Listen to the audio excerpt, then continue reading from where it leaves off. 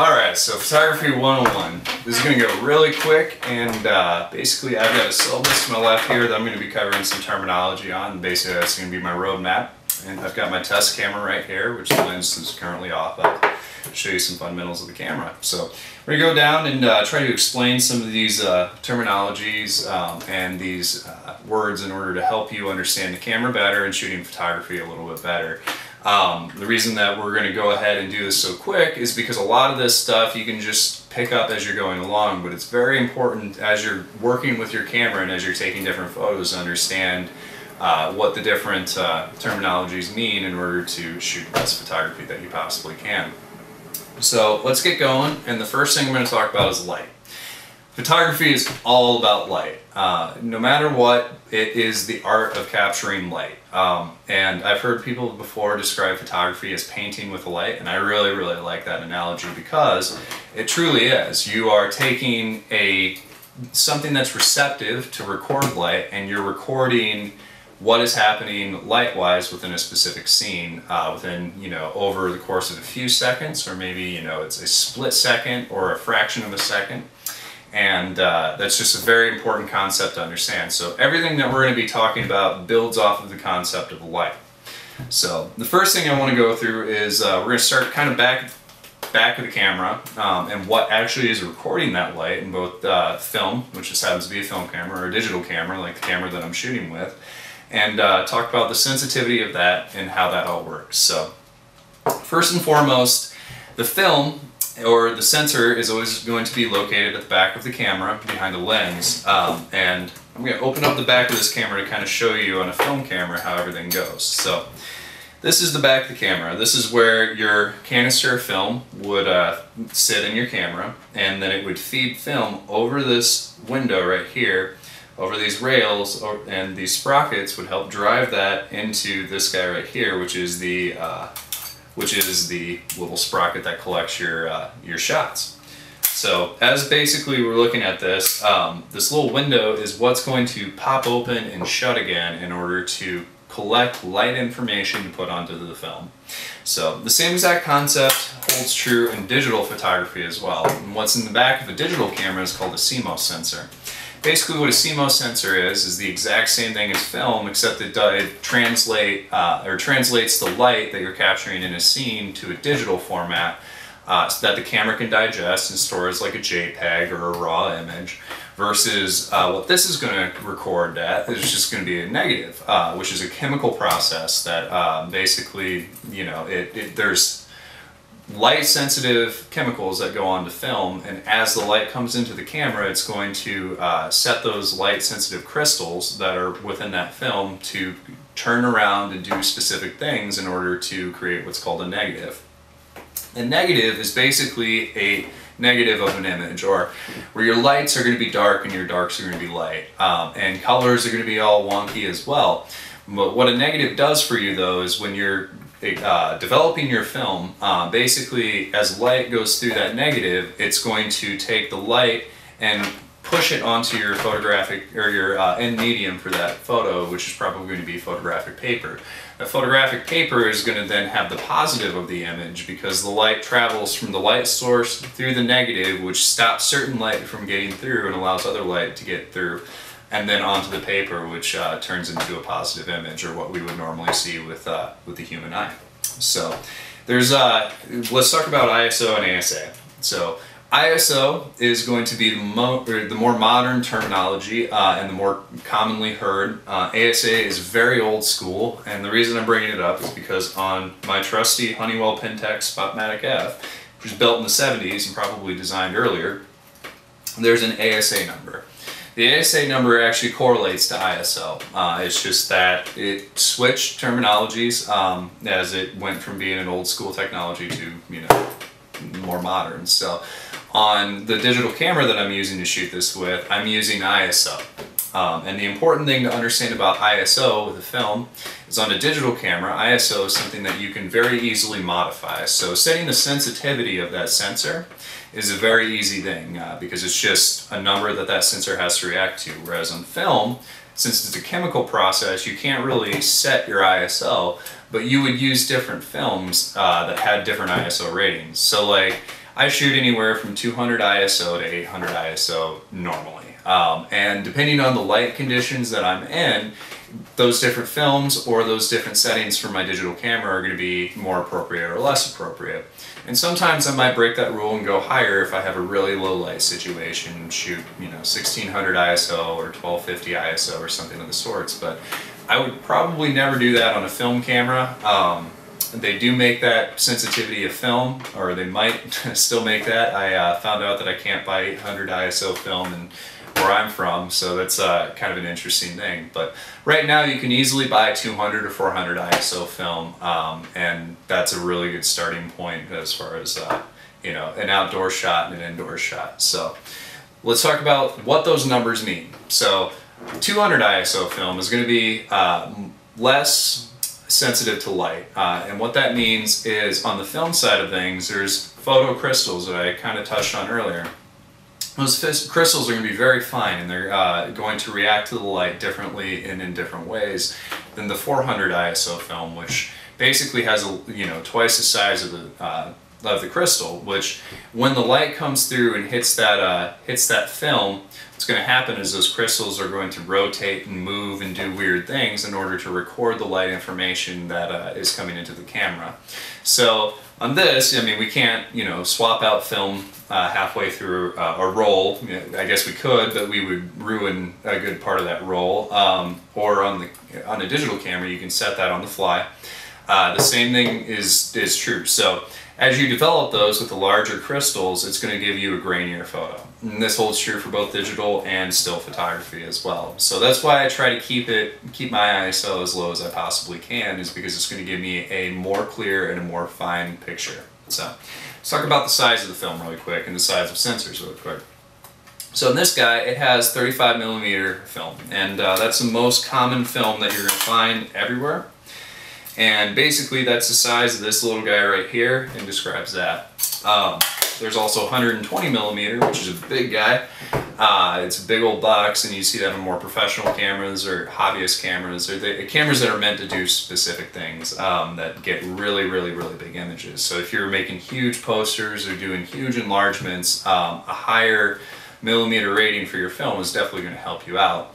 Same thing is true with with cameras as well, or digital cameras as well. There is a sensor that's different sizes. Now, those aren't really standardized, and it really depends on what type of camera you're shooting. They're all going to be different sizes in that realm.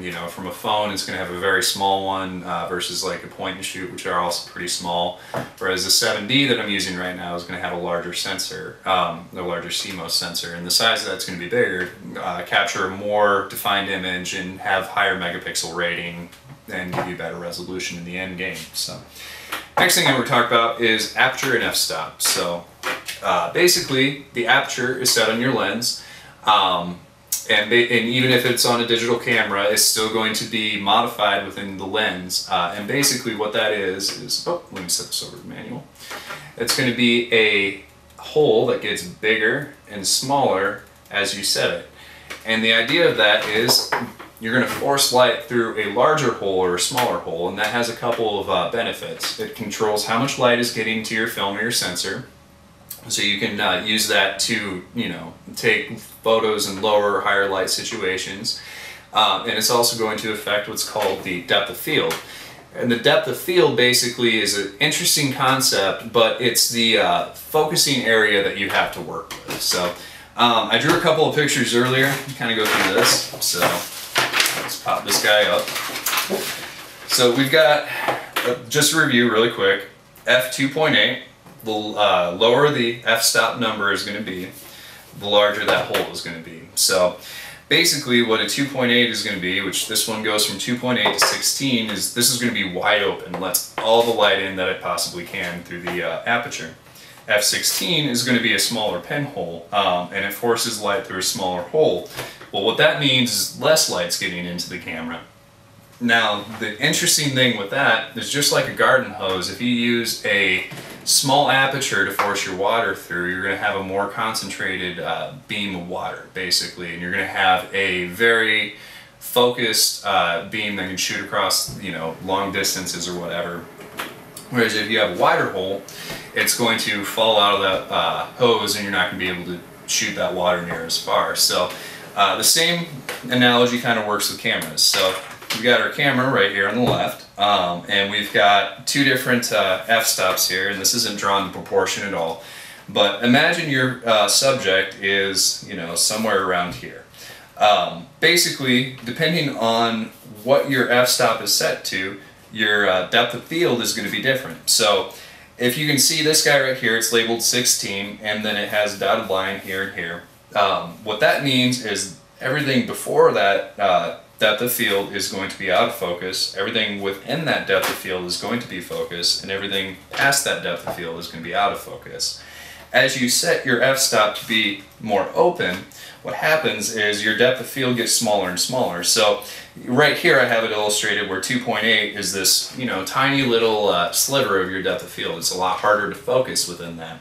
So let's say you're shooting outdoor photography or something of the sorts. Well, what depth of field is going to mean to you is it's going to basically affect how wide or how many things are in focus and where those things are in focus. So if I have something in my midground, in my background, in my foreground that I want all those three things to be in focus, I'm going to be shooting with as high f-stop as I possibly can get away with. And what that means is basically it's going to force that, just like the hose through a smaller pinhole, and help me focus everything within a larger range. Now, if I'm trying to shoot like sports photography, for example, and I need as much light getting into that camera as I possibly can, or maybe wildlife photography, and that's where things are moving and things like that, and that requires your camera's shutter to go faster. And we'll cover that in a little bit here. It'll be the next thing we talk about. But basically, the idea is that I want more light into the camera. Well, I'm going to sacrifice my depth of field for bringing that light into the camera so I can use higher shutter speeds to capture action faster. So let's go ahead and get into shutter speed and exactly what that means. So the idea of shutter speed is basically, well, first off, let's see the shutter. So first off, I'm going to set my camera to bulb exposure, and we'll talk about exposures and what that means. But basically what bulb is going to do is when I depress this trigger for taking a shot, and when I release this trigger, it's going to open that lens, or open that shutter for as long as I have it depressed, and as soon as I release, it's going to open it. So as you can see, the shutter flew up in there, or that little mirror flew up in there, and basically that's allowing light into the film. As I release, it's going to fly right back down, and that shutter is going to stop light coming into it. So the idea about shutter speed is you're going to see a whole bunch of settings up on the top of your camera right here that go from this B, 1, 2, 4, 8, 15, 30, 60. Basically, those are fractions of a second that's describing. So I'm going to set it to 1/60th, where instead of it being on bulb, I'm going to just push this button down, and it's going to open that up and close that in 1/60th of a second. So there we go. That is going to allow a specific amount of light into that camera in that exposure. Now, we were talking about sports photography. Let's set it to 1,000, which is the highest that this camera will go. It's going to be a really fast shutter speed, but that's going to help us collect a shorter amount of time as far as information is concerned. So if we were having somebody run across a track or something of the sort, even 1/60th of a second would probably blur and distort that image and, you know, come out being a non-clear image that nobody likes to see of that runner running, or that bird flying across that lake, or whatever. So you're going to want to take that up and, you know, maybe set that to 1/500th of a second, and bam, you have a very short amount of time that shutter is open for, and you're collecting a very little amount of information. So let's go over that really quick again. The shutter is this plate that has a mirror on one side of it, and it basically pops up and down, and it's going to be in any main shuttered camera, and that's probably going to be the most common type of camera that you're going to see in still photography. And basically the shutter speed is going to be set on your camera to tell that shutter how long to be open. So I just set up between a couple of different speeds there and took a couple of different shots, and you can hear when it opens and when it closes. And even in the modern digital cameras, you'll hear that exact same shutter flying up and down. Now, let's go back and talk about the lens and the f-stop really quick and talk about a couple of different interesting things with the lens. Focal length is the next thing I should talk about, and this lens right here has a focal length of 28 millimeters. And basically focal length is how much the lens is causing the light to converge or diverge onto your subject. And that's kind of an interesting way to say it, but it's the technically correct way to say it. Another way to say that is, you know, what am I zoomed in as? And there are fixed focal lengths and there's zoom lenses that have ranges of focal lengths. So right now in the 7D that I'm shooting with, which is my digital camera, I have a lens that can go from 18 millimeters all the way up to 135 millimeters. So basically what that means is it can go from a very wide field of vision to a very narrow field of vision when I'm zoomed in on a subject. Now 135 isn't, you know, going to give us a lot of distance on that, but still it's going to be able to zoom in on objects better than my human eye can. Now the human eye is a really good point of reference for all of this. So 50 millimeters, give or take, is going to be about what I'm seeing this camera right now as, or what you see normally as.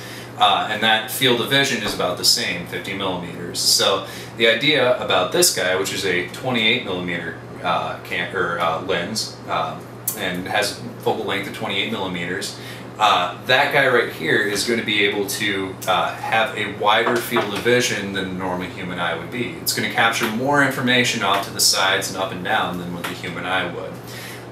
And the human eye does have a really wide field of vision, but as you go further out of that field of vision, things become harder and harder to see and you get less information, whereas if I bring my hand right in front of my face, I can see, yep, oh, there's my hand. If I'm looking at the camera and I'm looking at my hand out here, I can barely describe, you know, the different things about my hand. It's, you know, more blurry.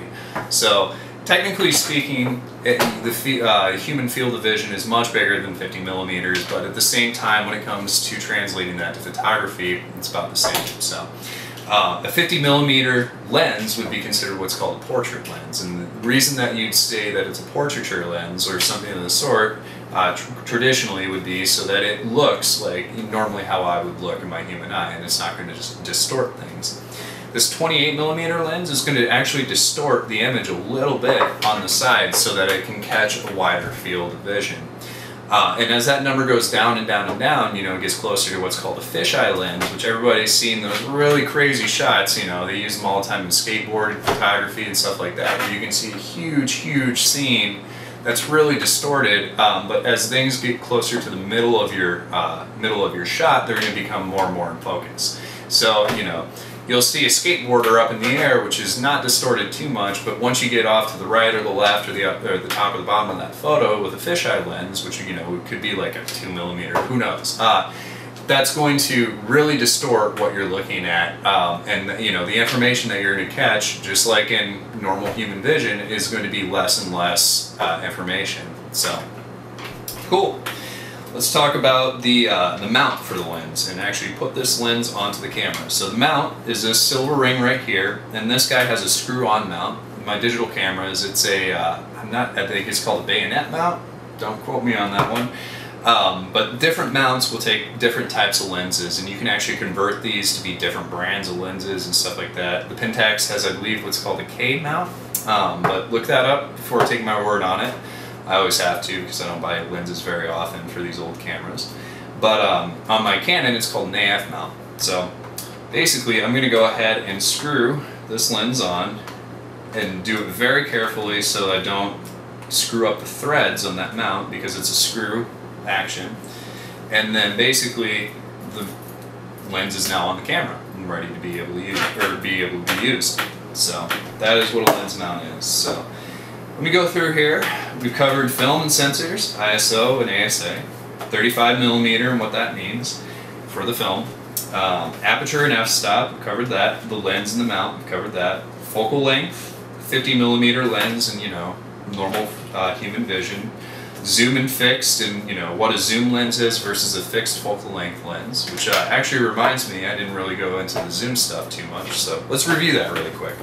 A zoom lens would be different than this lens, and like I said earlier, it would be kind of like my Canon 7D, where it can go from 18 millimeters all the way up to 135.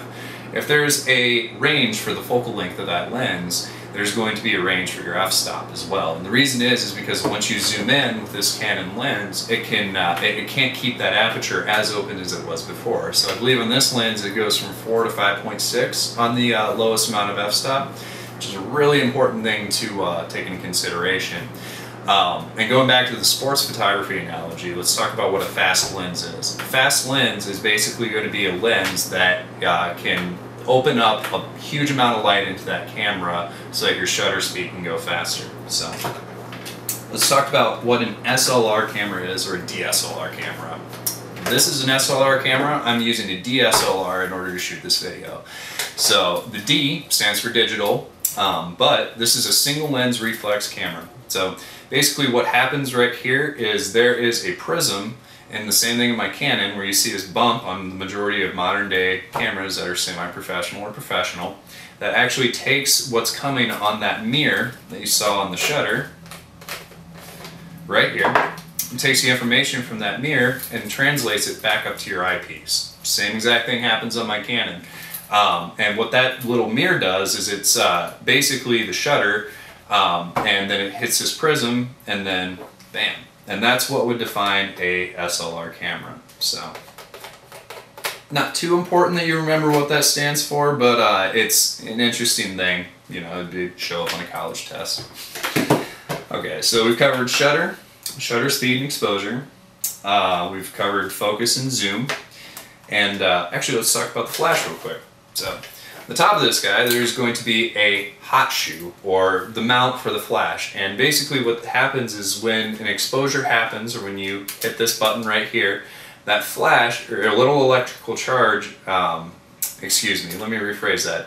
It's going to complete a circuit within this in order to allow the flash to fire. So within this hot shoe, there's a metal contact there and then a ground that basically will complete a circuit. So your flash that would sit on top of this would be looking for that circuit to be completed, and then the flash would fire because it knows, you know, when that circuit is complete to flash. So, and that'll help you in lower light situations capture more.